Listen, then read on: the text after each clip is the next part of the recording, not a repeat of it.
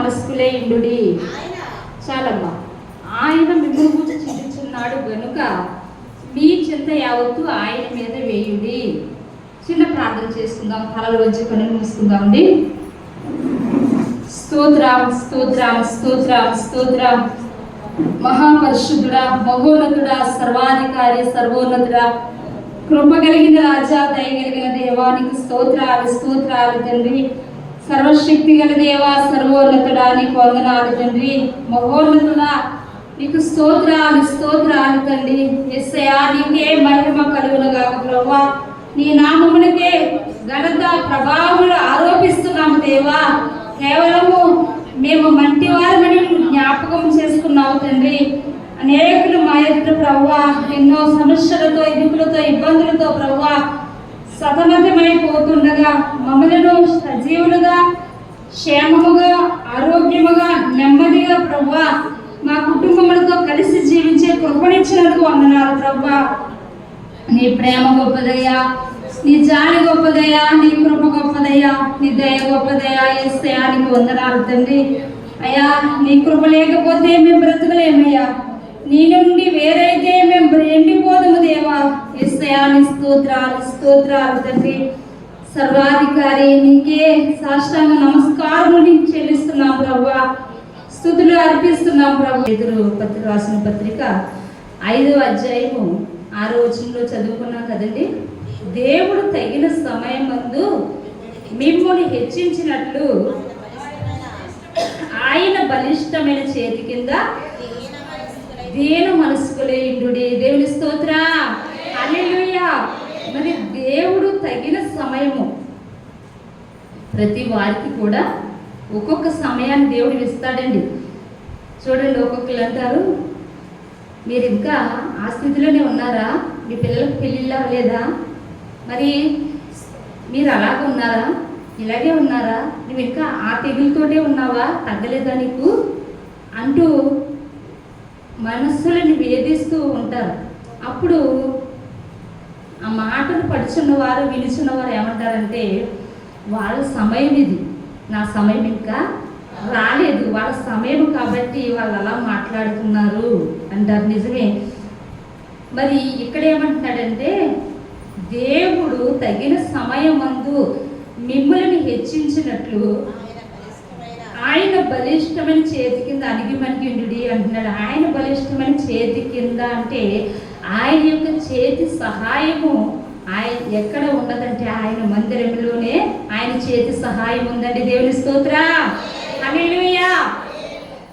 దేవుడి కార్యం చేశాడా? దేవుడు ఇన్ని సంవత్సరాల నుంచి నేను మొదలు పెడుతున్నాను, దేవుని వైపు చూస్తున్నాను, మరి దేవునికే నేను సమస్తము అప్పగించుకున్నాను. ఆయన ఉన్నాడా? ఆయన ఉంటే నా జీవితం ఇలా ఎందుకు అయిపోతుంది, ఈ కన్నీరు ఎందుకు, ఈ వేదన ఎందుకు అనుకుంటున్న పిల్లలకి దేవుడు సెలవిచ్చేది ఏంటంటే, నీ సమయం ఇంకా రాలేదు. దేవుని స్తోత్రం, హల్లెలూయా. తగిన సమయం, నీకొక సమయం, నీకొక సమయం, నీకొక సమయం దేవుడు ఏర్పరిచాడండి. ఆ సమయం వచ్చినప్పుడు ఎవ్వరు ఆపు చేయలేరు. నీ దీవెనను, నీ ఆశీర్వాదాన్ని ఎవ్వరు ఆపు చేయలేకుండా ఎక్కలేనంత ఎత్తైన కొండకు దేవుడు ఎక్కిస్తాడు మిమ్మల్ని. దేవుని స్తోత్రం, హల్లెలూయా. ఇలాగున ఆయన చేతి కింద ఎవరు అణిగిమణిగి ఉన్నారంటే, మన పితరుడైన అబ్రహాం గారు తెలుసు కదండి మీకు. అబ్రహాం గారు తెలుసు కదా? తెలియదు అన్నట్టు చూస్తున్నారు. తెలుసు కదండి అబ్రహాం గారు. అబ్రహాము, షారయి, మరి వారి ఇద్దరి మధ్య ఉన్న హాగరుని ఎందుకు మర్చిపోయారు? హాగరు కూడా ఉన్నది. హాగరు దాసిగా వచ్చింది. ఎవరికంటే ఆ ఐగుప్తు రాజు శారమ్మని తీసుకెళ్ళిపోయినప్పుడు దేవుడు మాట్లాడినప్పుడు కొంత ధనము, కొంత వెండి, బంగారము, కొంతమంది పనికెత్తులు, అంటే పనికెత్తులు అంటే ఆ రాణి గారి కింద పనిచేసేవారు, రాణి గారికి బట్టలు ఉతికేవారు, రాణి గారికి పరిచయం చేసేవారు, రాణి గారికి పువ్వులు తెచ్చేవారు, రాణి గారికి మరి భోజనం పెట్టేవారు. అలాంటి పనికెత్తులు కొంతమంది పనికెత్తుల్ని శారమ్మకి ఇచ్చారంటండి ఐగుప్తు రాజు, అబీమెలెకు రాజు. అయితే అందులో కొంతమంది పనిగత్తులో వచ్చినదే ఈ యొక్క హాగరు. దేవుని స్తోత్రం, హల్లెలూయా. ఈ హాగరు ఐగుప్తు రాజ్యంలో, ఐగుప్తు దేశంలో మరి అబీమెలెకు దగ్గర ఎలాగ చేరింది, ఎలా వచ్చింది అంటే ఆమె పూర్వోత్తరాలు ఏంటంటే వారికి తినడానికి తిని లేకపోతే వారి యొక్క చిన్న పిల్లల్ని మరి ఆ రాజుగారికి బానిసత్వం ఇచ్చేసేవారంటండి. అప్పుడు ఆ బిడ్డ అక్కడ పని చేస్తుంది కాబట్టి మీకు భత్యములు జీతములు మీకు ఇస్తాము, దీని ద్వారా మీరు బ్రతకండి అని రాజు ఆజ్ఞాపించేవారంట. అలాగ నా చిన్న బిడ్డని, ఆడబిడ్డని రాజు యొక్క అబీమెలెకు ఇంటిలో పని చేయడానికి ఇచ్చేస్తే వాళ్ళ కుటుంబం అంతా ఆమె మీద బతికేదంటండి. దేవుని స్తోత్రం, హల్లెలూయా.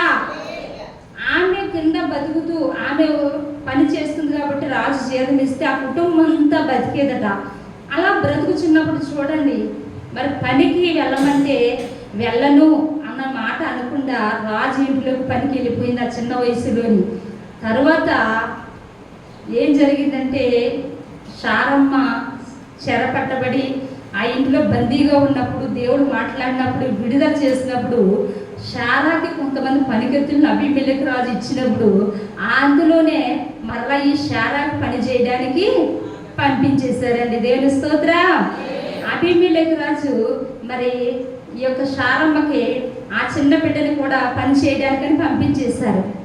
అలా పంపించేసినప్పుడు ఆమె ఎదిగి ఆ ఇంటిలోనే వారికి గిన్నెలు కడుగుతూ, వారి బట్టలు దిగుతూ, వారికి ఉపచారం చేస్తూ, వారికి అలా చేస్తున్నప్పుడు చూడండి, ఆ బిడ్డ ప్రమేయం ఏమీ లేకుండానే అన్నీ కూడా తన జీవితంలోకి సుడివడులు వచ్చేస్తూ ఉన్నాయి. దేవుని స్తోత్రం.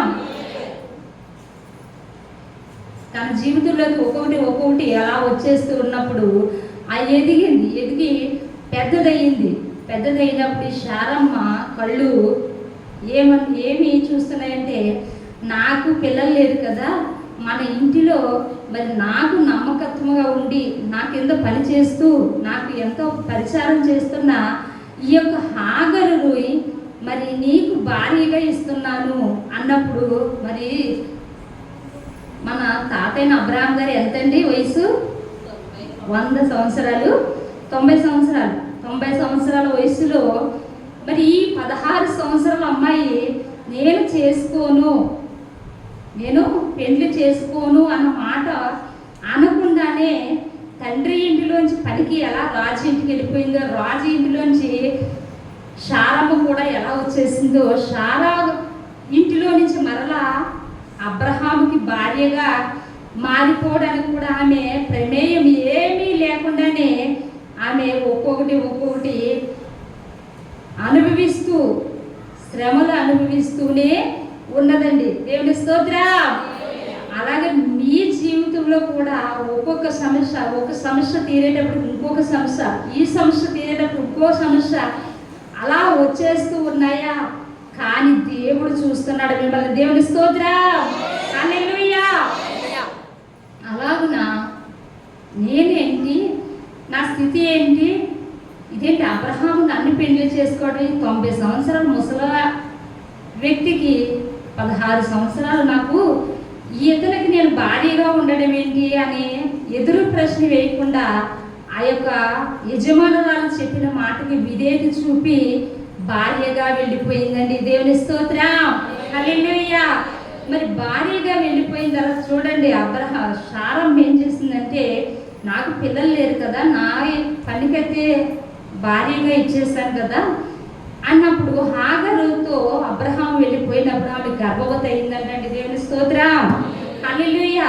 మరి గర్భవతి అయినప్పుడు ఈ యొక్క శారమ్మే భార్యగా ఇచ్చిన ఆమె మరలా ఏం చేసిందంటే, ఎవరైతే ఆశ్రయము, ఎవరైతే నీడ, ఎవరి చాటునైతే బ్రతుకుతాను, ఎవరైతే నాకు కొండగా ఉన్నారు అని ఆశ్రయముగా చేసుకుందో హాగరు, అదే కొండ, అదే బండ, అదే ఆశ్రయము నీడ తొలగిపోయేలా చేసేసిందంటే శారమ్మ. దేవుని స్తోత్రం.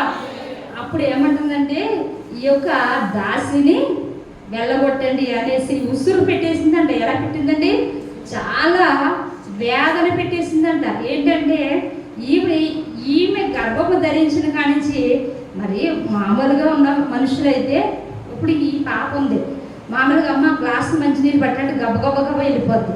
మరి అదే మరి మామూలుగా మన అమ్మగారు అక్కడ ఉన్నారండి, ఎస్ఆర్ గారు, అక్కయ్య గారు, అమ్మ మంచినీళ్ళు కావాలంటే ఈవిడ వెళ్ళి వచ్చేలాగా ఈవిడ జాయిగా వెళ్తుంది. అలాగే మరి మామూలు వ్యక్తులు అయితే గబగబా పనిచేసేది ఆగరు. మరి గర్భవతిగా ఉన్నప్పుడు గబగబా పరిగెడతారా? గబగబా నడుస్తారా? గబగబా వంట చేయగలదా? ఒంగుని కూర్చుని లేవగలదా గర్భిణీ స్త్రీ? చేయలేదు. అలా చేయడం లేదు, అది కూర్చునే ఉంటుంది, నేను చేయవలసి అవుతుంది అనేసి శారాకి అసూయ వచ్చేసి ఈ యొక్క హాగర్ని శ్రమ పెట్టిందంటండి. ఎలా శ్రమ పెట్టిందంటే 275 మంది ఎదురుగా ఆమెని ఒక స్తంభాన్ని కట్టేసి, మనకి గ్రంథంలో రాయబడలేదని శ్రమ పెట్టింది అనే వాక్యమే కనబడుతుందండి. అయితే వాళ్ళ ఎదురుగా ఒక స్తంభాన్ని కట్టి కొట్టేదంటే గర్భిణీ స్త్రీ అని చూడకుండా కూడా కొట్టేదట. ఎవరినండి? హాగర్ని కొట్టేదంటే శారమ్మ.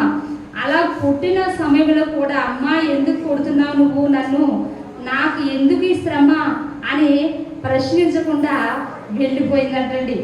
ఎక్కడికి వెళ్ళిపోయిందంటే కోపగించుకుని ఎవరికి చెప్పకుండా అరణ్యములకు పారిపోయిందంట. అప్పుడు అంటాడు దేవుడు, శారా దాసివైన హాగరు నీకేమి వచ్చినది, ఎక్కడి నుండి వచ్చావు, ఎక్కడికి వెళ్తున్నావు అంటాడు. మరి ఇవన్నీ సృష్టించిన దేవుడు హాగరు కూడా అబ్రహాముతో కలిసి జీవించినప్పుడు చూస్తున్న దేవుడు మరి ఎక్కడి నుండి వచ్చావు, ఎక్కడికి వెళ్తున్నావు అని దేవుడు ప్రశ్నిస్తున్నాడండి. మరి దేవునికి సర్వ సృష్టికర్త, సర్వాంతర్యామి, సర్వము ఎరిగిన వాడు, మరి ఆయనకు తెలియదండి? సమస్తము తెలుసు. దేవుని ప్రణాళిక ప్రకారము, దేవుని చిత్త ప్రకారము హాగరు ఐగుప్తు దేశం నుండి వచ్చింది. దేవుని చిత్త ప్రకారముగానే మరి ఆ యొక్క జీవితంలోకి, అబ్రహాము జీవితంలోకి ప్రవేశించింది. కానీ మరి ప్రభువైన యెహోవా ఏమంటున్నారంటే, ఎక్కడి నుంచి వచ్చావు, ఎక్కడికి వెళ్తావు? శారయి దాసివైన హాగరు అని తెలిసింది కదా, పేరు తెలిసింది కదా, మరి ఆమె చేసిన పని ఎందుకు తెలియడం లేదు దేవునికండి? కానీ హాగరు ఏమంటది, హాగరు మాటలు ఎలా వస్తాయి, హాగరు ఎలా ఉంటుంది అని గమనిస్తున్నాడండి దేవుడు. దేవుని స్తోత్రం, హల్లెలూయా.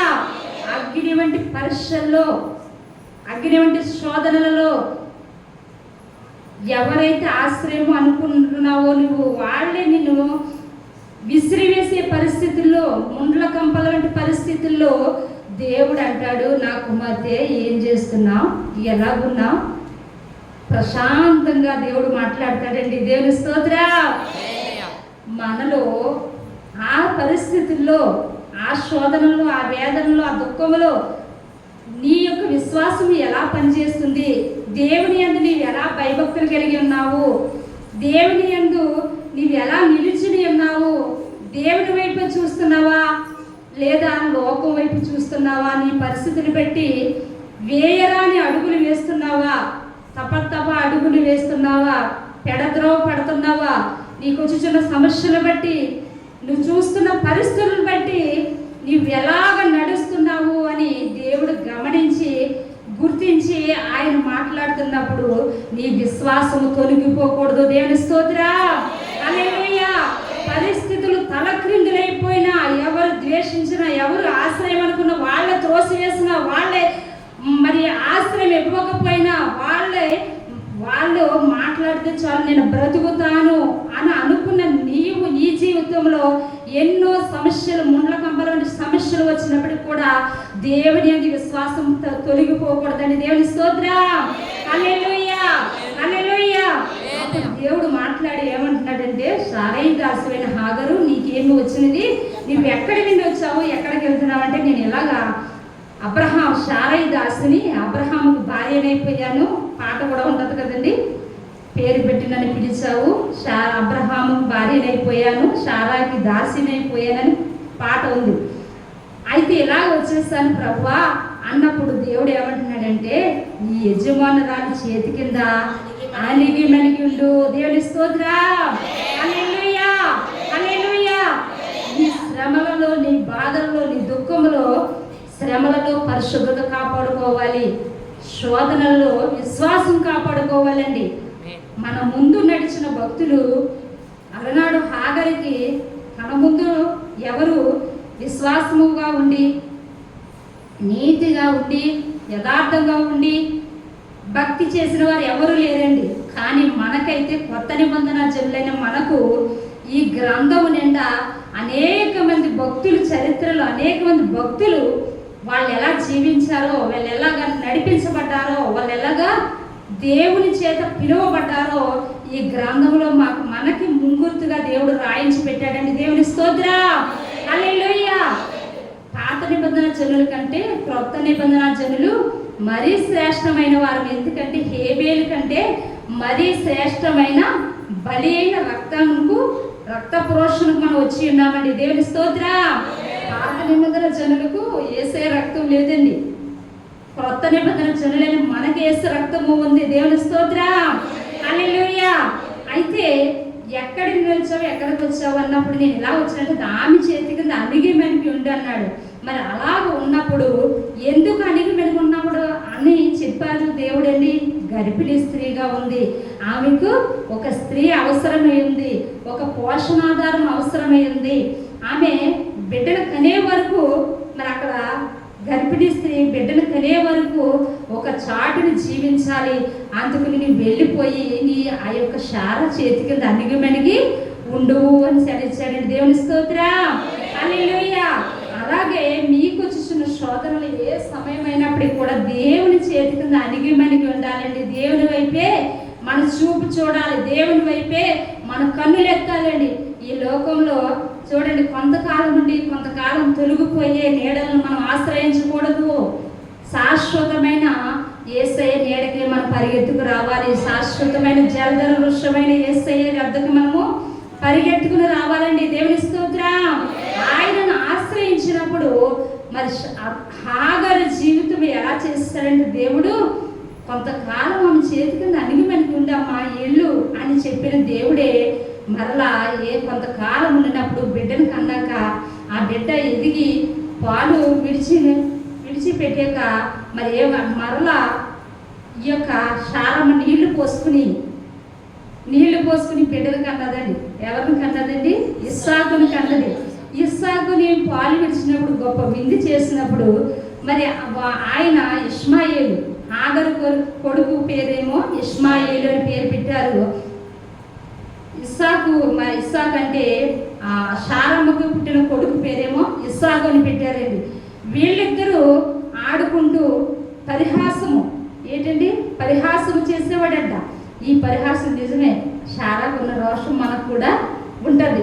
చూడండి, ఎవరైనా వచ్చి మన బిడ్డలను పరిహాసం చేస్తుంటే, హేళన చేస్తుంటే, నీకేం చేత కదరా, నీకు అలా ఉంటావు ఇలా ఉంటావు మన బిడ్డలను అంటుంటే తల్లిగా మనం ఏం చేస్తామంటే, నీకు ఏమొచ్చని ఇలా మాట్లాడుతున్నావు, మా అబ్బాయితో నువ్వు చదవగలవా, మా అబ్బాయితో నువ్వు ఇది చేయగలవా అది చేయగలవా, నీకు ఏదైనా వచ్చా, మా అబ్బాయి చేసే పని నీకేమైనా వచ్చా, ఇలా మాట్లాడుతున్నావు అని తల్లిగా మనము ఉక్రోషము తన్నుకుంటూ వచ్చేస్తూ ఉంటుంది. దేవుని స్తోత్రం. హల్లెలూయా. అంటే అలనాడు శారా కూడా పరిహాసిస్తుంటే ఇష్మాయేలు వెళ్ళి ఆ కుమారుడు పరిహాసం చేసేవాడంట. వీడు ఎలాగున్నాడు, శివుడు ముక్కుతో ఉన్నాడు, వీడు ఎలాగున్నాడు, ఇలా చేస్తున్నాడు, అలాగంటే పరిహాసం చేస్తే రోషము తన్నుకొచ్చేసి ఏం చేసిందంటే అబ్రహాం పొలం వెళ్ళాడు, ఎప్పుడు వస్తాడు అని ఎదురు చూస్తూ గుమ్మమ్మ దగ్గరే ద్వారం దగ్గరే నిలబడి ఈ యొక్క హాగరిని, ఈ దాసి కుమారుని వెళ్ళగొట్టు అని గొడవ పెట్టేసిందండి. ఎవరి మీదండి? అబ్రహాం మీద గొడవ పెట్టేసింది శారమ్మ. గొడవ పెట్టేస్తే అప్పుడు అంటాడు అబ్రహాము, మరి ఆ రోజు యవనస్తురాలు నా వయసుకి ఆమె వయసుకి తేడా లేదు, తేడా ఉంది, చాలా తేడా ఉంది, కానీ ఏమి సందేహించకుండా నాకు భార్యగా వచ్చింది, మరి మనకి సంతానం కలుగజేసింది, మనకి ఒక చంటిబిడ్డని మన ఇంటిలో తిరిగేలా చేసింది, ఎందుకు ఇలాగా అంటున్నావని వేరే ప్రశ్న వేయకుండా, ఒక్క ప్రశ్న కూడా వేయకుండా ఏమన్నాడంటే, ఆమె నీ చేతిలో ఉంది, నీకు ఇష్టం వచ్చినట్టు చెయ్యి అన్నాడు. చూసారండి, దేవుని స్తోత్రం. ఎలా అన్నాడండి? అబ్రహాము నీ చేతిలో ఉంది, నీకు ఇష్టం వచ్చినట్టు చేయి అన్నప్పుడు ఈ యొక్క ఇంకా ఉసిరి పెట్టేస్తుందండి. ఆహారం పెట్టకుండా, నీళ్ళు ఇవ్వకుండా, మరి ఆ పనివారి ఎదుట మరి కొట్టుతూ తిట్టుతూ, మరి వస్త్రాలు ఇవ్వకుండా ఆమెని శ్రమ పెట్టేది. ఇంకా శ్రమ తాళలేక ఆ బిడ్డను తీసుకుని అరణ్యములకు వెళ్ళిపోయిందంటే దేవుని స్తోత్రం. ఆగరు అరణ్యములకు వెళ్ళిపోయినప్పుడు ఆ బిడ్డని ఒక చోట పడుకోబెట్టి నీళ్ళ తిత్తి కొంత ఆహారమును నీళ్ళ తిత్తిని భుజం మీద పెట్టి మరి అబ్రహాము వెళ్ళిపో అని పంపించేశాడంటే దేవుని స్తోత్రం. హల్లెలూయా అంటున్నాను కదండి. నేను మన బాధలో ఆమెకి ఫోన్ చేస్తే చాలా ఓదార్చబడతామేమో, ఈయనకి ఫోన్ చేస్తే ఈ సహాయం చేస్తారేమో, అమ్మకు ఫోన్ చేస్తే ఈ సహాయం చేస్తుందేమో, నాన్నకు ఫోన్ చేస్తే ఎలా ఓదార్పు దొరుకుతుందేమో అనుకుంటూ యేసయ్యని పక్కన పెట్టేసి మన ముందు ఉన్న, మన వెనుక ఉన్న, మనకు సమీపంలో ఉన్న వారి వైపు మన మనస్సులు వెళ్ళిపోతూ ఉంటాయండి. ఎవరు ఆశ్రయము, ఎవరు మనల్ని సహాయం చేస్తారో, ఎవరు మనకు చేతులు ఇస్తారు అనుకుంటామో సరైన సమయంలో వారు చేయి విడిచిపెట్టేస్తా ఉంటారండి. దేవుని స్తోత్రం. హల్లెలూయా. ఇంకా ఈ పరిస్థితి నుంచి నేను గట్టెక్కగలనా, ఇంకా చావే శరణ్యం, ఇంకా చనిపోతే బాగుండు అన్న పరిస్థితి వచ్చేస్తూ ఉంటుందండి. ఎందుకండి అయిన వారే కాలదన్నారు, అయిన వారి చేతే త్రోసివేయబడ్డాను, అయిన వారి చేతే నేను ద్వేషించబడ్డాను. ఎవరైతే నన్ను ఆదరిస్తారు, సహాయం చేస్తారనుకున్నారో వాళ్ళే మౌనమైపోయారు. ఇక ఎందుకు ఈ జీవితము అనుకున్న పరిస్థితిలో దేవుడు ద్వారాలు తెరుస్తాడండి. దేవుని స్తోత్రం. అద్భుతమైన ద్వారాలు తెరిచి ఆ పరిస్థితి నుంచి నిన్ను చేయి పట్టుకుని పైకి లేవనెత్తి ఉన్నత స్థలంలో దేవుడు నిలబెడతాడండి. దేవుని స్తోత్రం. ఈమె పరిస్థితి అయిపోయింది, ఇతని పరిస్థితి అయిపోయింది. ఇంకా ఈ దెబ్బతో ఇంకా పైకి లేవదు. ఈ కుమారుడు ఇలా చేస్తాడు, ఈ కుమార్తె ఇలా చేసింది తన కుమార్తె, ఇంకా లేవదు, ఇంకా అయిపోయింది పరిస్థితి అని చుట్టుపక్కల వారు, మన ఊరు వారు, బంధువులు అనేకులు మీ పరిస్థితి కూడా చూసి అనేకులు చెప్పుకుంటూ ఉన్నారేమో, కానీ వాళ్ళందరి ముందా మిమ్మల్ని తలగా చేయబోతున్నాడు దేవుడు. దేవుని స్తోత్రం. హల్లెలూయా. మీ తల పైకెత్తే వారిగా వాళ్ళ తలలు దించేవారిగా చేయబోతున్నాడు. నా దేవుడు రోషము గల దేవుడు అండి. దేవుని స్తోత్రం. ఈ రోజు నువ్వు పడుతున్న శ్రమ, ఈ రోజు నువ్వు కాచుతున్న కన్నీరు, ఈ రోజు నీవు పడుతున్న నిందలు, అవమానం, నీతిగా యథార్థముగా నువ్వు భక్తిగా ఉన్నప్పటికీ కూడా నీ వెళ్ళుచుంటే నీ వెనకాల నిద్ర వేస్తున్నారా, నిన్ను అవమానపరుస్తున్నారా, నిన్ను దూషిస్తున్నారా, నిన్ను హేళన చేస్తున్నారా, ఇదిగో దేవుడు చూస్తున్నాడు. తగిన సమయం వచ్చే వరకు ఆయన చేతి కింద అణిగిమణి ఉండమంటున్నాడు. దేవుని స్తోత్రం. హల్లెలూయా. నీ నిందలే పూదండగా మార్చబోతున్నాడు, నీ వేదన, నీ దుఃఖము సంతోషంగా మార్చబోతున్నాడు, నీ కన్నీరు, నీ ఆవేదన సమస్తమును ఆనందమయంగా చేయబోతున్నాడు. నీ కన్నీరు నాట్యంగా మార్చివేయబోతున్నాడు. నీ కన్నీరు కాదు, ఆనంద బాష్పాలుగా దేవుడు చేయబోతున్నాడు. దేవుని స్తోత్రం. హల్లెలూయా. హల్లెలూయా. అబ్రహాము అలాగా పంపేసినప్పుడు అప్పుడు ఇంక పిల్లవాడు ఆ నీళ్ళు అయిపోయి, ఆహారం అయిపోయి, ఇంకా ఏడ్చి చచ్చిపోతాడు కదా అని ఎండలో వదిలేసి ఒక చెట్టు చాటు నుండి చూస్తుంది. ఈ పిల్లవాడిని చావు నేను చూడలేనని, ఇంటి వేత దూరం అంటే బాణం వేస్తే ఎంత దూరం వెళ్తుందో అంత దూరం వెళ్ళిపోయి ఈ పిల్లవాడిని చావు నేను చూడలేను, ఏ మృగమో ఏదో వచ్చి తినేసి వెళ్ళిపోద్ది, ఇంకా నేను ఏదోలా బ్రతకొచ్చు అనుకుని ఈవిడి ఏడుస్తూ ఉన్నప్పుడు యెహోవా దూత ప్రత్యక్షమాయెను. దేవుని స్తోత్రం. హల్లెలూయా. చివరి సమయంలో, ఇంకా ఏ దిక్కు లేని సమయంలో దేవుడు ప్రత్యక్షం అవుతాడండి. దేవుని స్తోత్రం. దేవుడు ప్రత్యక్షమయ్యి అప్పుడు అంటున్నాడు, నీకేమి వచ్చింది, వెళ్ళు ఆ బిడ్డను తీసుకో.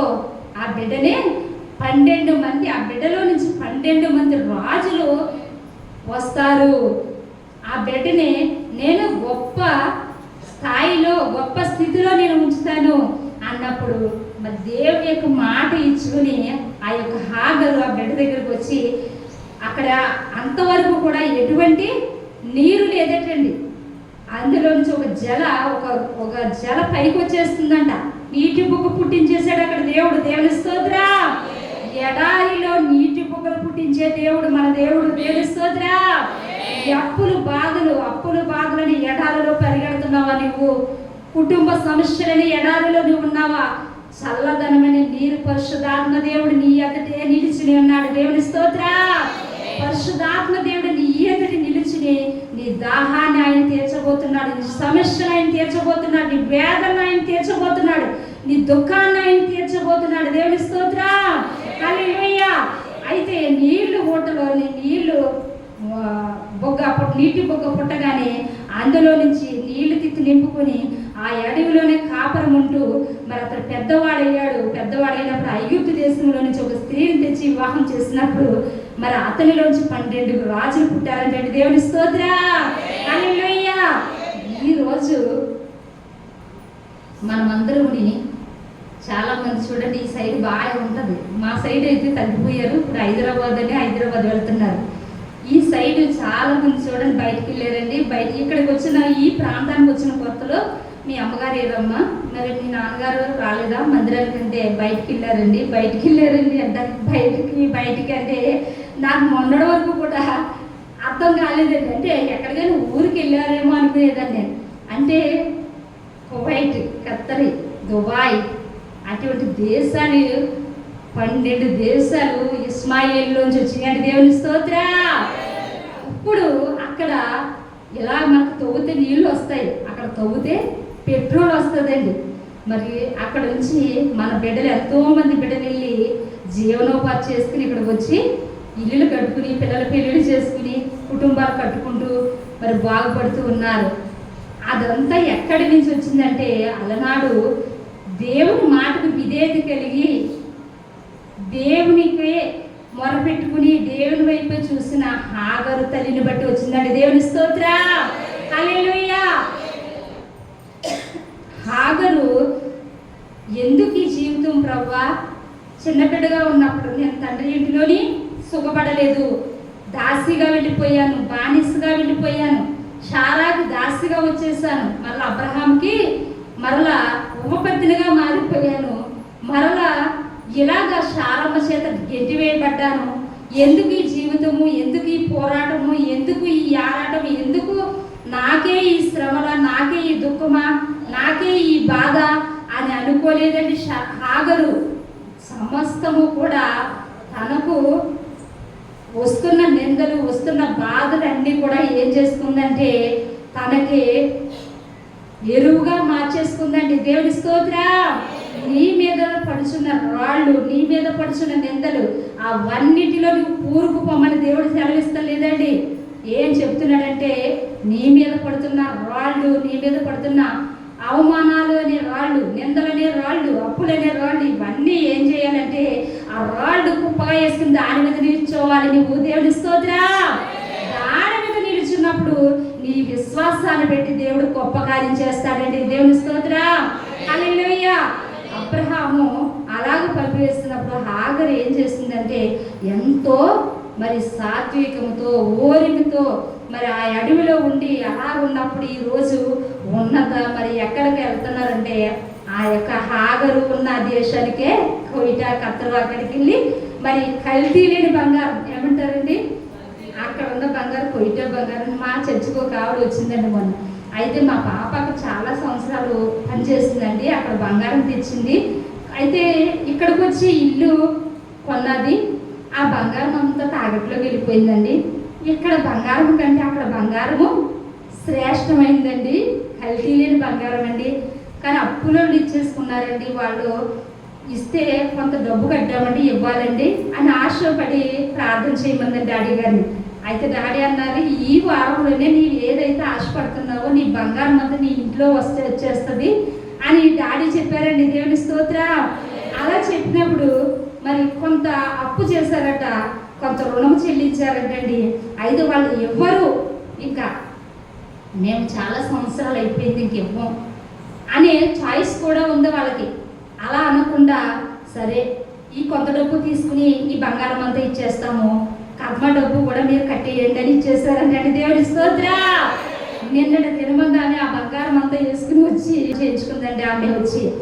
అయితే దేవుడు చూడండి, హాగరు మరి ఇదంతా ఎందుకు చెప్తున్నారండి అని మీరు అనుకోవచ్చు. హాగరు ఒక స్త్రీ, జ్ఞానవంతురాలు, తన ఇల్లు కట్టినాడు. ఎందుకంటే ఇక్కడ ఎక్కువ స్త్రీలే ఉన్నారు కాబట్టి నేను స్త్రీలుగా చెప్తాను. ఎక్కువ పురుషులు తక్కువే. పురుషులు పొద్దున వెళ్ళిపోయి సాయంత్రం వస్తారు ఇంటికి. కానీ స్త్రీయే నడిపించేదంతా, ఉదయకాలం సాయంకాలం వరకు స్త్రీయే కుటుంబాన్ని నడిపించేది. అయితే ఈ యొక్క స్త్రీ ఆగరు తట్టుకుని, ఓర్చుకుని, సహించుకుని, వహించుకుని తన జీవితం అంతా కూడా దేవునికి అప్పగించుకుంది కాబట్టి అనేక జీవితాలకు వెలిగించిందండి. దేవుని స్తోత్రం. అన్నాడు శారమ్మే, ఆగరే ఎందుకు ఈ జీవితము అని కడుపుతోడు ఉన్నప్పుడే మరి ఏదైనా జరగరండి కార్యం చేసేసి చనిపోదాము, ఎందుకు ఈ బ్రతుకు అని చనిపోతే ఈ రోజు ఆ దేశాలు ఉంటాయండి, కువైట్, ఖత్తర్, దుబాయ్ ఇవన్నీ ఏమి ఉండవు. ఇక ఆగరు నడుము కట్టుకుని మరి దేవుని వైపు చూసి విశ్వాసంతో బ్రతికింది కాబట్టి ఈరోజు ప్రక్క దేశాలు, ప్రక్క యొక్క ఈ దేశాలు కూడా బాగుపడుతున్నాయండి. దేవుని స్తోత్రం. అలాగే స్త్రీలైన మీరు మీరు మీరు మనమందరం కూడా ఏం చేయాలంటే, ఎన్ని శ్రమలు వస్తాయి, బాధలు వస్తాయి, వాళ్ళు ఎంచక ఉన్నారు, వీళ్ళు ఎంచక ఉన్నారు, వాళ్ళు బాగున్నారు, ఈ పెళ్ళే చేసుకోకపోతే ఈ బాధే ఉండదు కదా. మా అమ్మ చేసింది, మా నాన్న చేశాడు, వాళ్ళు చేస్తారు, వీళ్ళు చేశారని నెపముడి వేసుకుంటూ చీకటిలో కూర్చోవద్దు. దేవుని స్తోత్రం. ఇవి ఏ వరుసలో ఉండాలో, ఏ యొక్క జనములో నీవు ఉండాలో దేవుడు తల్లి గర్భముల పిండం కాకమునిపే ఆ సాటి అయిన సహాయాన్ని దేవుడు ఏర్పాటు చేస్తాడండి. దేవుడి చిత్తము లేకుండా ఏది నీ జీవితంలోకి రాదు. దేవుడు అనుగ్రహిస్తే కానీ ఏది రాదు. అయితే మీరందరూ కూడా ఏం చేయాలంటే, ఏ బాధ వచ్చినా, ఏ కష్టం వచ్చినా చూడండి, ఈ యొక్క భూతలమంతా కూడా భూతద్దం పెట్టి, మా చిన్నప్పుడు భూతద్దాలు ఉండేయండి, అవి కొనుక్కునే వాళ్ళు కొట్ల దగ్గర అనేవారు. అది ఎండలో పెట్టి కింద పేపర్ పెడితే ఆ భూతద్దం నుంచి కింద పడగానే కాలిపోయింది పేపర్. భూతద్దం పెట్టి, అంటే భూతద్దం పెడితే దూరంగా ఉన్నాయి కూడా మనకు కనిపిస్తాయండి. భూతద్దం పెట్టి భూతలమంతా వెతికి వచ్చినా కానీ బాధలు లేని వారంటూ ఎవ్వరు లేరంటండి. దేవుని స్తోత్రం. పెద్దవారికి పెద్ద బాధ ఉంది, చిన్నవారికి చిన్న బాధ. మన లేని వారికి ఏమో వేలంటే భయము, వేలల్లో అప్పంటే భయము, ఉన్నవారికి లక్షలు కోట్లు వాళ్ళకు ఉంటాయి.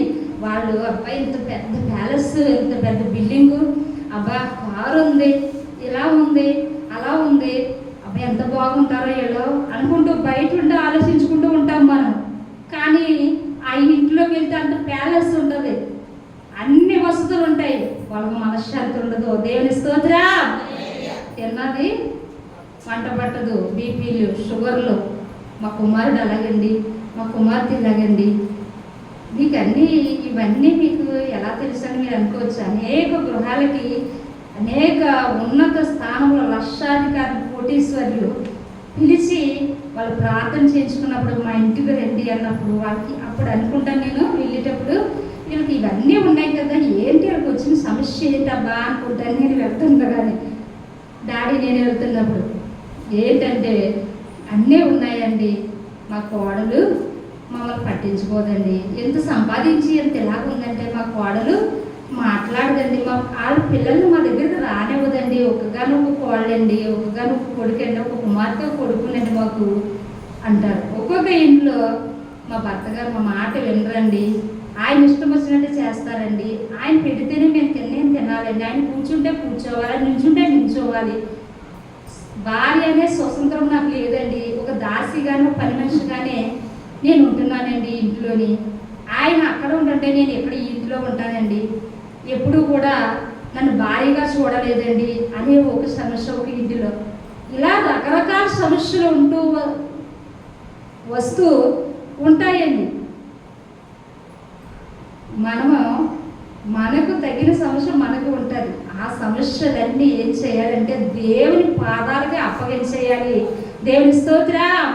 దేవుని సన్నిధికి మనము వచ్చినప్పుడు ఆయన చేతి కింద మనం ఉండి మనం అన్ని పరిస్థితులు ఆయన చూస్తున్నాడు, ఆయన వింటున్నాడు, ఆయన మాట్లాడతాడు, ఆయన తీరుస్తాడు అని ఆయనకు అప్పగించేసినప్పుడు ఆగరును ఆశీర్వదించినట్లుగా దేవుడు మనల్ని ఆశీర్వదిస్తాడండి. దేవుని స్తోత్రం.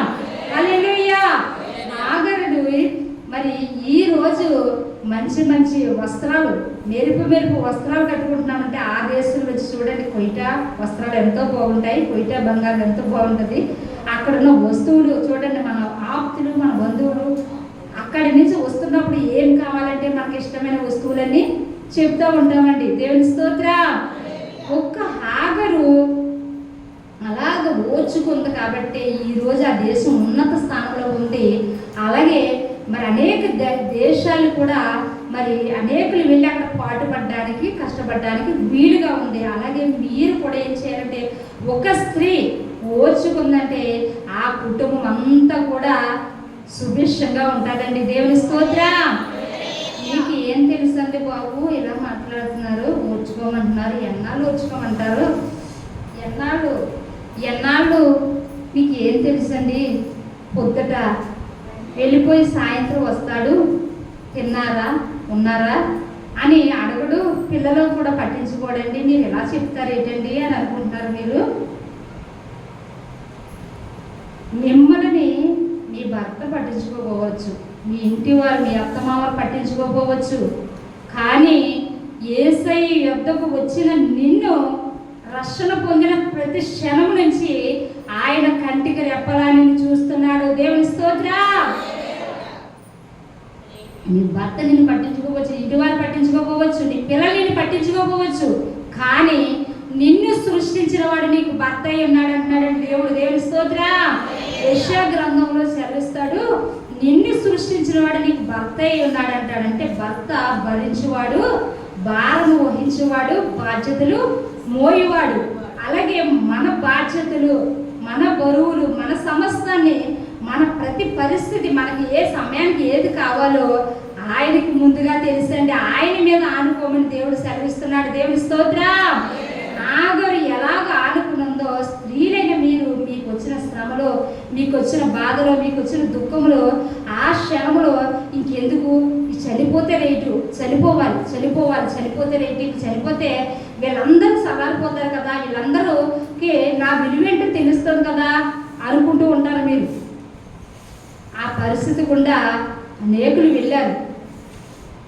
కానీ చావు శరణ్యం కాదండి, చావు పరిష్కారం కాదు, చావు ముగింపు కాదు నీ సమస్యకి. ఇక్కడ చచ్చిపోతే అక్కడికి వెళ్ళి నరకలో పడి నిత్యంగా కాలుతూ ఉండాలి. అక్కడ రక్షణ పొందినోళ్ళనే సరే ఆత్మహత్య చేసుకోకూడదండి. ఆత్మహత్య చేసుకున్నారా, ఈ పరిస్థితులు తట్టుకోలేకపోతున్నా, ఈ బాధ తట్టుకోలేకపోతున్నామని ఆత్మహత్య చేసుకున్నారా, నిత్యము నరకాగ్నిలో కాలుతో పరిగెడుతూ ఉండాలి. కానీ ఆత్మహత్య చేసుకోవాలని కానీ, ఆత్మహత్య చేసేయాలని కానీ అలాంటి ఆలోచన, కుతంత్రాలు, తలంపులు పుట్టించేది అపవాదండి. దేవుని స్తోత్రం. అపవాదికి చోటు ఇవ్వకూడదండి. మనం ఎవరికి చోటు ఇవ్వాలంటే దేవుడికి చోటు ఇవ్వాలి, దేవుని వైపు చూడాలి. నీ పరిస్థితుల్లో, నీ అప్పు బాధల్లో ఈ రోజు ఉంటాయి పరిస్థితులు, ఈ రోజు ఉంటుంది కష్టము, ఈ రోజు ఉంటుంది బాధ, ఈ రోజు ఉంటుంది దుఃఖము, కానీ రేపటి దినమందు అలా ఉండదు. దేవుని స్తోత్రం. నడిచి వచ్చిన మార్గం కన్నీటి మార్గమైన నీ ముందు వెళ్ళే మార్గం రాజమార్గం చేయబోతున్నాడు. దేవుని స్తోత్రం. హల్లెలూయా, హల్లెలూయా. నీ ముండ్లన్నీ చదువు చేయబోతున్నాడు. ముండ్ల కంపగా ఉందా నీ జీవితము? నీ బిడ్డల ద్వారా ముండ్ల వంటి మాటలు వింటున్నావా? ముండ్ల వంటి సమస్యల్లో కూడా నువ్వు వెళ్తున్నావా? కానీ దేవుడు రాజమార్గంగా చేయబోతున్నాడు, బంగారు బాట వేయబోతున్నాడు. నీ జీవితాన్ని దేవుడు పట్టించుకుంటున్నాడు. దేవుడు చూస్తున్నాడు. చూస్తూ ఊరుకునే దేవుడు కాదండి మన దేవుడు. ఎవరంటే చూస్తూ వెళ్తే వెళ్ళని, చూస్తే చూడనే, పోతే పోనే, ఎలా అన్న దేవుడు కాదు మన దేవుడు. ప్రతి పరిస్థితి గమనించి ఆ పరిస్థితిలో నీ మనస్సు, నీవు ఎంత నలిగిపోయావో, నీ ధనం ఎంత వ్యర్థపరుచుకున్నావో, నీవెంత భరితురాలుగా అయిపోయావో, అవమానానికి గురయ్యావో, రెట్టింపు ఘనత నీకు దేవుడు ఇవ్వబోతున్నాడు. దేవుని స్తోత్రం. ఎవరి వల్ల నీ హృదయం గాయపరచబడదో, ఎవరి వల్ల నీ ఉక్కిరి బిక్కిరి అయిపోతున్నావో వాళ్ళే వచ్చి నీ కాళ్ళు పట్టుకుంటారు. దేవుని స్తోత్రం. వాళ్ళు వచ్చి పశ్చాత్తాప పడతారు. ఇప్పుడు నీవు కార్చుచున్నావే కన్నీరు, నీవు ఏడుస్తున్నావే, ఇప్పుడు నీ హృదయం బద్దలాసిపోయిందే. కానీ ఇవంతా దేవుడు ఏం చేస్తాడంటే వాళ్ళ వైపు తిప్పుతాడండి. వాళ్ళకి పశ్చాత్తాపం కలుగుతుంది. అయ్యో ఎంత మంచి బిడ్డనా, ఇంత మంచి బిడ్డనా నేను దుఃఖపెట్టాను, ఇంత బాధ పెట్టాను, ఇంత వేదన పడ్డానని వాళ్ళు చచ్చేంత వరకు పశ్చాత్తాప పడుతూ ఉంటారండి. దేవుడి స్తోత్రం. హల్లెలూయా. ఆ సమయం రావాలంటే నువ్వు తగిన సమయం దేవుడు ఇస్తాడు. ఆ సమయం వరకు నువ్వు అణిగి మెణిగి ఉండాలి. దేవుడి స్తోత్రం. హల్లెలూయా. అప్పుడు చాలామంది స్త్రీలు వాళ్ళకు వచ్చే సమస్యలు తట్టుకోలేక చాలామంది పెళ్ళైన సంవత్సరంలోని మరి మా చిన్నప్పుడైతే తాగేసి 4 పిల్లలు 6 పిల్లలు ఉన్న వాళ్ళని ఈడ్చి కొట్టేసినా కానీ వాళ్ళు ఆ ఇంటి గడప దాటకుండా వేలాడుతూ ఉండేవారని. కానీ ఇప్పుడైతే చాలా సంస్కృతి మారిపోయింది. పెళ్ళైన నెలలోనే ఇడిపోతున్నాయి కుటుంబాలు. పెళ్ళైన 3 నెలలకే మొన్న మా మందిరానికి వచ్చారండి. పెళ్ళి అయిన మరునాడే ఆ అబ్బాయి ఎక్కడికి వెళ్ళిపోవడం పోయినో లేదండి. పెళ్ళైన మరునాడే వెళ్ళిపోయాడంట. ఇప్పుడు ఇక 3 సంవత్సరాలు అయింది, ఇప్పుడు తిరిగి రాలేదండి. మా అమ్మాయి జీవితము చేతులారా మేము ఎలా చేస్తామండి అంటున్నారు. అలాగే సహించుకుని చూడండి. ఒక దొండకాయ కూర కోసం కుటుంబం విడిపోయిందంట. ఏంటంటే పెళ్లి చేశారు, అమ్మాయికి అత్తవారికి పంపించారు. అమ్మ ఫోన్ చేసింది, ఏం కూర మీ అత్తయ్య గారు ఏం కూర వండుతుంది ఏంటి, ఇక్కడ సవ్యంగానే అందరూ సాగిపోద్ది.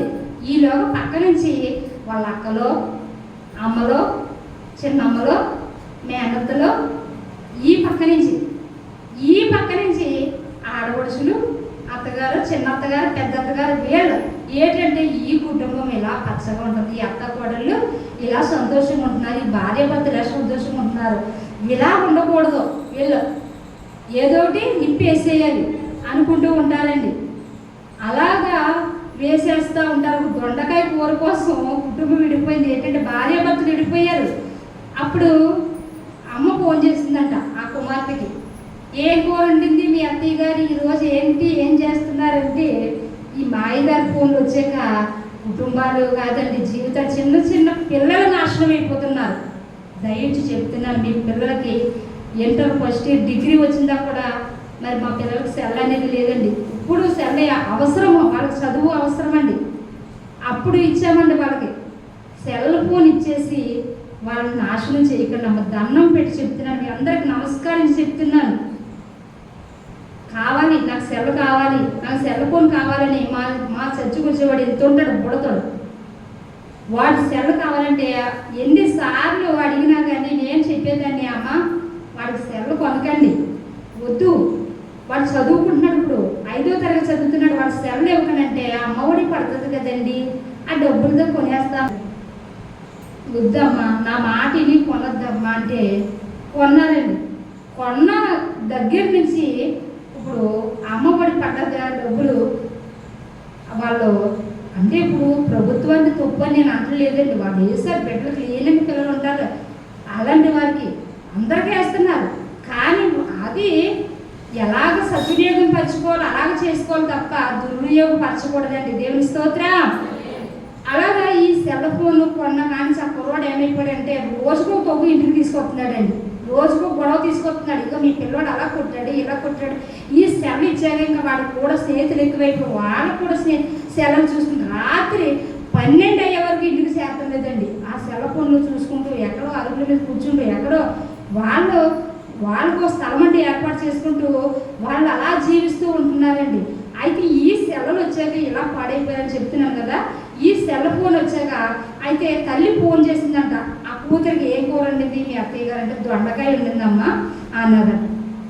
మరలా ఒక 4 రోజులు పోయాక 5 రోజులు పోయాక ఫోన్ చేస్తే అప్పుడు కూడా దొండకాయ అన్నదంట. మరి దొండకాయ ఒకే రకం వండుకుంటామంటే దొండకాయ చాలా ఆరోగ్యకరమైంది.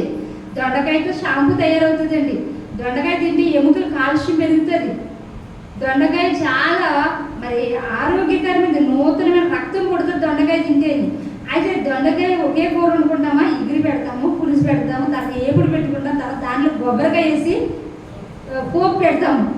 అలాగంటే మరలా మూడోసారి ఫోన్ చేసినప్పుడు కూడా దొండకాయ వేయాలమ్మా, ఏంటి రోజు దొండకాయ కూర ఉంటుందా, రేపే బయలుదేరి వచ్చేస్తానని ఆ కూతురు తీసుకెళ్ళిపోయిందంటే వాళ్ళమ్మ. తీసుకెళ్ళిపోతే ఆ వాళ్ళంతా తొక్కుకోళ్ళు ఏంటండి, వెనకాల అత్తమామలు భర్త గట్టని దొండకాయ కూర వండేవని ఇలాగ రోజు దొండకాయ. నా కూతురికి చికెన్ బిర్యానీ, మటన్ బిర్యానీ, రొయ్యల బిర్యానీ అన్నీ పెట్టేదాన్ని నేను. కానీ రోజు దొండకాయ కూరతో నువ్వు ఇలా పెంచి నా కూతురు ఇలాగ అయిపోయింది అలాగ అయిపోయిందని దెబ్బలాడి తీసుకెళ్ళిపోతే వాళ్ళు ఏం చేశారంటే, ఇక నీ కూతురు వద్దు, నీవు వద్దు, నీకు నమస్కారం తల్లి అని విడాకులు ఇచ్చేసారంట. చూసారు, కాపురం అన్యాయంగా ఎవరు విడదీసేశారు? తల్లి. కూతురు సవ్యంగా కాపురం చేసుకుంటుంది, కూతురు బాగానే ఉంది. అనుభవనీయులైన తల్లులు అత్తలు ఏం చేయాలంటే, వాళ్ళు చిన్న వయసులో ఉన్నారు, యవన వస్తులుగా ఉన్నారు, కోడలు కొడుకు అలాగే కూతురు అల్లుడు, వాళ్ళకి చెప్పే విధంగా అమ్మ అలా కాదు ఇలా ఉండాలి, అమ్మ నువ్వు అల్లుడుగా సంపాదించింది నువ్వు దుర్వినియోగం చేయకూడదు, సద్వినియోగం చేసుకుని ఈ డబ్బులు ఎలా ఖర్చు పెట్టకూడదు, అలాగే అల్లుడు గారు మీరు ఎలా ఉండాలి, బాబు ఎలా ఉండాలి, కోడలు బిడ్డ ఎలా ఉండాలి అని చెప్పాలి తప్ప వాళ్ళ మధ్యకి వెళ్ళి 4 పొరలు వేయకూడదండి. దేవుని స్తోత్రం, హల్లెలూయా. అలాగ వేయకుండా మనం అనుభవనీయులను, మీరు తల్లులైన వారు అత్తలైన వాళ్ళు ఏం చెప్పాలంటే వాళ్ళకి మంచి మాటలు చెప్పాలి. వాళ్ళ కుటుంబం కట్టబడాలి. వాళ్ళ కుటుంబం కట్టబడితే ఈరోజు నువ్వు తల్లిగా ఉంటావు, ఈరోజు ఉంటావు, కానీ కొన్నాళ్ళు ఉంటావు, కొన్నాళ్ళు ఉండి వెళ్ళిపోతావు, కానీ ఆ భార్య కూడా ఉంటుందండి. దేవుని స్తోత్రం. ఒక భర్తకి సేవ చేయాలంటే భార్య తప్ప ఎవరు సేవ చేయలేరండి. తల్లి, భార్య తర్వాత తల్లి, తల్లి తర్వాత భార్య, అంతే తప్ప ఎవరు కూడా సేవ చేయలేరు. అలాగే భార్యకు కూడా ఒక భార్యని బాగోగులు చూడాలి, భార్యని మరి సన్మానించాలి, భార్యని సత్కరించాలంటే ఒక భర్త తప్ప ఎవరు చేయలేరండి. అలాగున మరి సహించుకుని వహించుకుని మీరు అందరూ సాత్వికముతో మరి హాగరు వలె ఓర్చుకుంటే మీ జీవితాలు ధన్యముగా మారిపోతాయి. దేవుడు గొప్పగా మిమ్మల్ని ఆశీర్వదిస్తాడు. దేవుడు మీ కన్నిటికి ప్రతిఫలం చూడబోతున్నారు. ఈ యొక్క 10వ నెలలో గొప్ప ఆశీర్వాదాన్ని దేవుడు తగిన సమయమందు దేవుడు మిమ్మల్ని హెచ్చించును గాక. చిన్న మాటలు మీ ఇంట్లో దీవించును గాక. చిన్న ప్రార్థన చేసుకుందామండి. స్తోత్ర మహాపరిశుద్ధుడు మహోన్నతుడైన దేవ, స్తుతులు స్తోత్రాలు స్తోత్రాలు తండ్రి. ఇంతవరకు ప్రభువా తగిన సమయమందు ఇదిగో నాయన నీ చేతి కింద అణిగిమణిగి ఉండమన్నావు ప్రభువా. తగిన సమయమందు నేను మిమ్మల్ని హెచ్చించదనన్నావు ప్రభువా. ఇదిగో హాగరు ప్రభువా అనేక సమస్యలు గుండా వెళ్ళినప్పుడు చిన్ననాటి నుంచి కూడా ప్రభువా అయ్యా ఆమె యొక్క జీవితంలో అనుకోని సమస్యలు వచ్చినప్పటికీ దేవా ఇదిగో నీ వైపు చూసింది ప్రభువా. అనేకులకు ఆశీర్వాదకరంగా మారిపోయింది దేవా.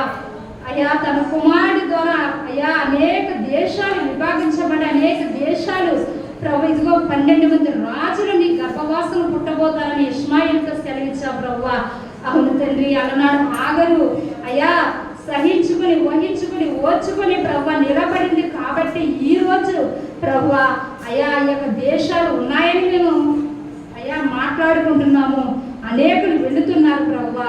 నిజమే నా దేవా, స్త్రీ అయిన ప్రతి ఒక్కరు ఓర్చుకుని సహించుకుని ప్రభు నిలబడితే కుటుంబాలు ధన్యమైపోతాయి ప్రభువా. కుటుంబాలు కట్టబడతాయి ప్రభువా. అయా కుటుంబాలు నాయన ఎంతో సంతోషంతో ఆనందంతో ఉంటాయి ప్రభువా. అట్టి కృప బిడ్డలందరికీ దయచేసి నడిపించమని మా ప్రభువును మరశుభుడైన యేసుక్రీస్తు పరిశుద్ధ నామములో బ్రతిమలాడి వేడుకొంచు ప్రార్థిస్తున్నాం పరమ తండ్రి. ఆమేన్.